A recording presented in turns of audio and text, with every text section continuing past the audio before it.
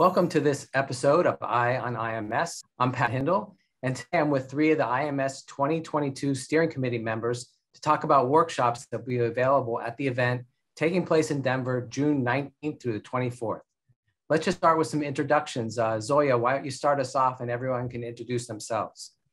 Hey, I'm Zoya Popovich. I'm a distinguished professor at the University of Colorado Boulder and also the Lockheed Martin Endowed Chair for RF Engineering.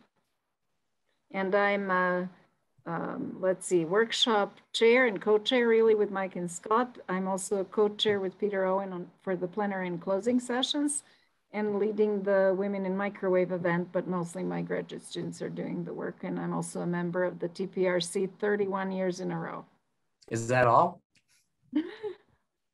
Go ahead, Mike.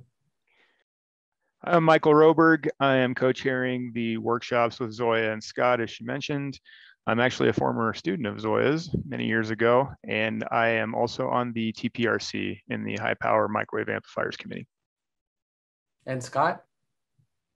Hi, I'm Scott Schaefer. I am another previous student of Zoya Popovich, co-chairing with the previous two, and I am a design engineer at Corvo. Well, thanks everybody for the introductions. So let's first give an overview of what workshops are and how they work. I'll take that. And workshops are half-day or full-day technical meetings. And they typically have several talks, so between 4 and 11, say, depending on how long they are.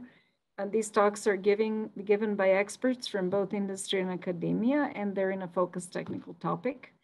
They're designed to teach the attendees about the topic and present the newest results and state of the art.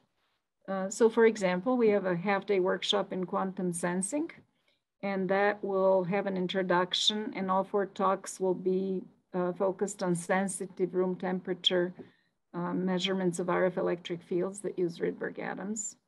And then a full-day workshop, for example, joint IMS RF Tech would have an overview of measurements and modeling of trapping and thermal effects and reliability in gallium nitride power amps.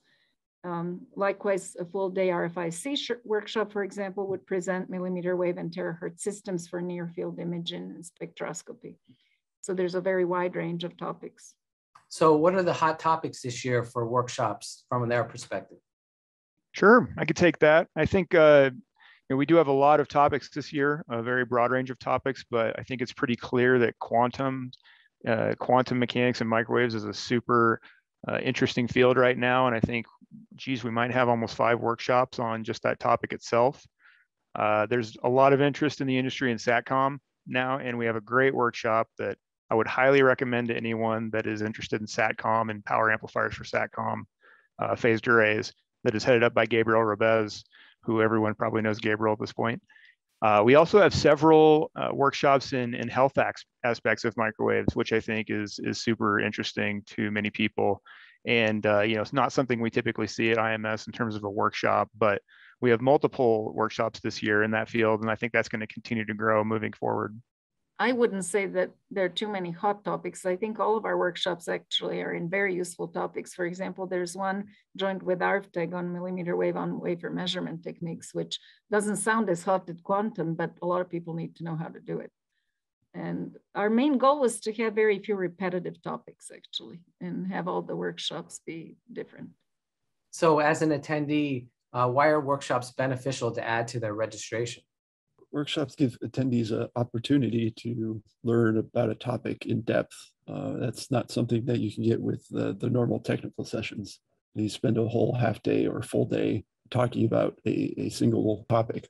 And you can also meet with colleagues in that specific technical area as well. So you get to work on this topic in depth and meet with the experts in the field where the attendees are interested in and the speakers are very familiar with. Anything else anybody would like to add? I can add something to that. I think from my perspective, workshops are very specialized. And so the people that do go to the workshops are very interested in that topic. I think a lot of technical sessions, you'll get people from all walks of the industry attending a session just to see a paper. But at these workshops, people are paying extra money typically to go to these workshops, and they're very in tune with what's going on with the topic area. So it's a great opportunity for networking within that technical area. And it's a great opportunity to interact with the presenters through additional question and answer periods that you typically don't have that much time to ask the particular authors in technical paper sessions a lot of questions. You might get 1 or 2 questions at the end of a paper, whereas at the end of a workshop talk, there's usually many questions that get asked and answered. We're really doing all we can to have a fully in-person event. I think everybody really misses the 3-dimensional interactions. And so workshops really give you a great way to have that kind of interaction. There's coffee breaks, lunch breaks if you're too timid to ask questions after a talk. And so there's a lot of opportunity for interaction. Well, thanks Zoya, Mike, and Scott for taking the time to talk to us today about workshop opportunities for IMS 2022 in Denver.